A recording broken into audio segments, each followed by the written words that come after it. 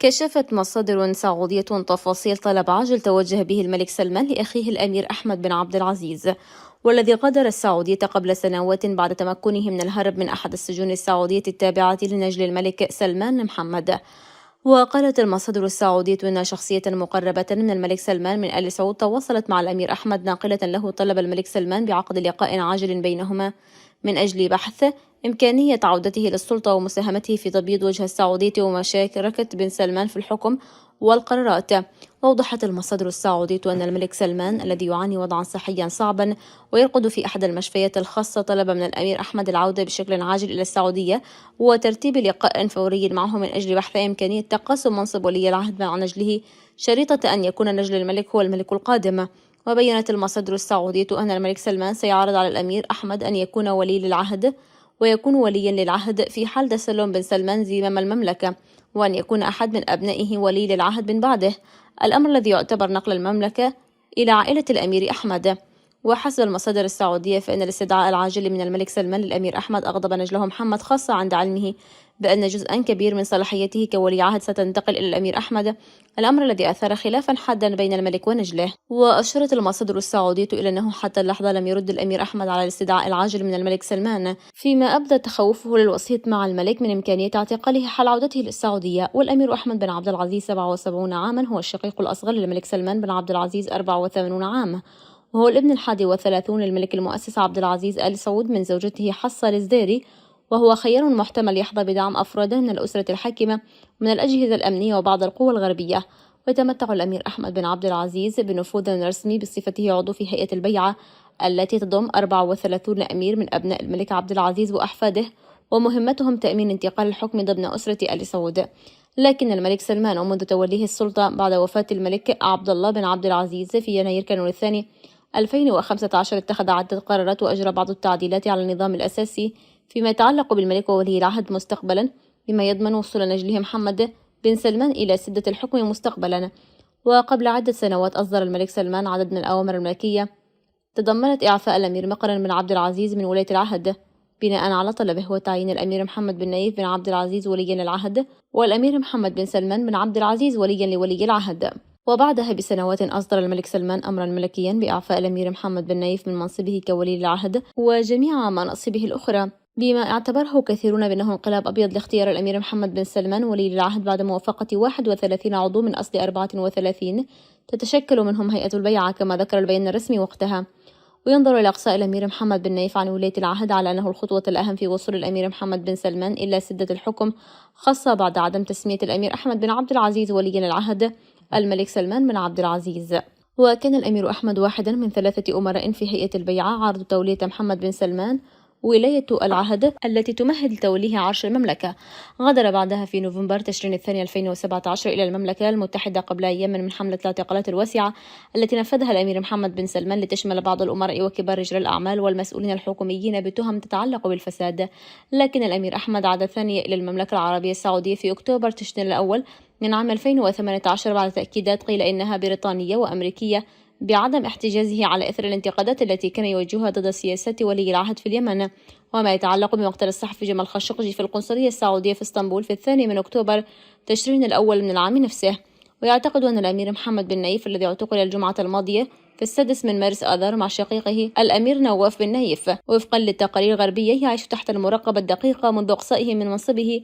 كولي العهد ووزير للداخلية في عام 2017. وطالت الاعتقالات أيضا أفراد مقربين من محمد بن نايف. تحدثت بعض الصحف الغربية أنها اشتملت نحو 20 أمير من الأسرة الحاكمة وعدد من كبار الضباط والمسؤولين الحكوميين على قدر أقل من الأهمية للأميرين أحمد بن عبد العزيز ومحمد بن نايف.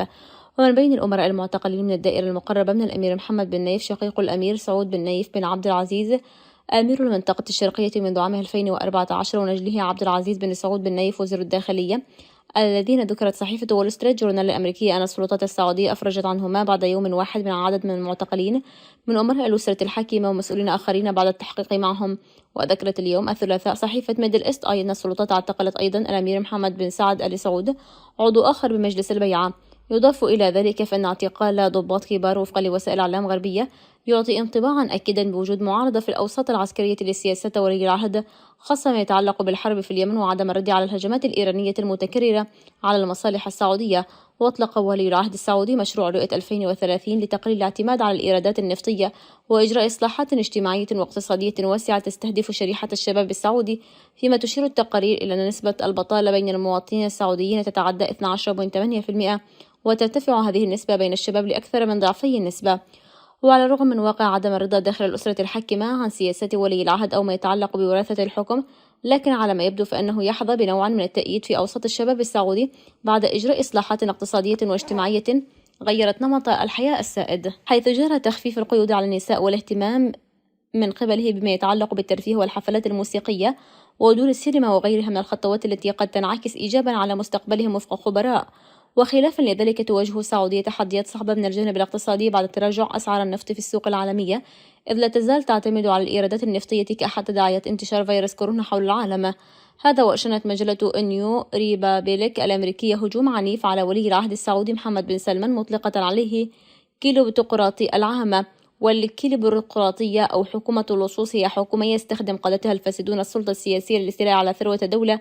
عن طريق اختلاس أو سرقة الأموال على حساب حاجة الشعب. وفي مقال افتتاحي للكاتب كيسي ميشيل قالت المجلة إنه في أوائل عام 2021 بعد أسابيع قليلة فقط من فترة ولاية الرئيس جو بايدن الأولى كرئيس، أصدرت إدارته تقرير مفاجئ حول مقتل كاتب العمود في صحيفة واشنطن بوست جمال خاشقجي في عام 2018. كما كشف النص فإن الرجل المسؤول في النهاية عن مقتل خاشقجي لم يكن سوى ولي العهد السعودي محمد بن سلمان أو محمد بن سلمان، حيث أنه وفقا للتقييم وافق محمد بن سلمان على مقتل خاشقجي وأيد استخدام إجراءات عنيفة لإسكات المعارضين في الخارج. ووفقا للمجلة كانت هذه الخطوة جزءا من حملة أوسع بكثير من إدارة بايدن ضد نظام محمد بن سلمان، والتي تضمنت أشياء مثل تجميد مبيعات الأسلحة ورفع التصنيف الإرهابي للمتمردين الحوثيين في اليمن، موضحا أن كل ذلك بني لتحقيق هدف بايدن المتمثل في إعادة هيكلة العلاقات الأمريكية السعودية بالكامل وتحويل محمد بن سلمان كما قال بايدن إلى منبوذ. وتابعت المجلة أنه بعد مرور عامين تقريبا من الواضح أن الجهود المبذولة لعزل محمد بن سلمان قد فشلت بشكل فعال، حيث عادت علاقة واشنطن مع الرياض بشكل كئيب، مما جعل محمد بن سلمان في وضع أقوى مما كان عليه منذ البداية. وقالت المجلة إنه مع تعثر الرئيس الروسي فلاديمير بوتين في أوكرانيا ومواجهة الصين برئاسة شي جينغ بينغ اضطرابات داخلية أكثر مما شهدتها منذ سنوات، من الآمن القول أنه لا يوجد ديكتاتور كيلوبيروقراطي حظي بعام أفضل من هذا المنبوذ المزعوم.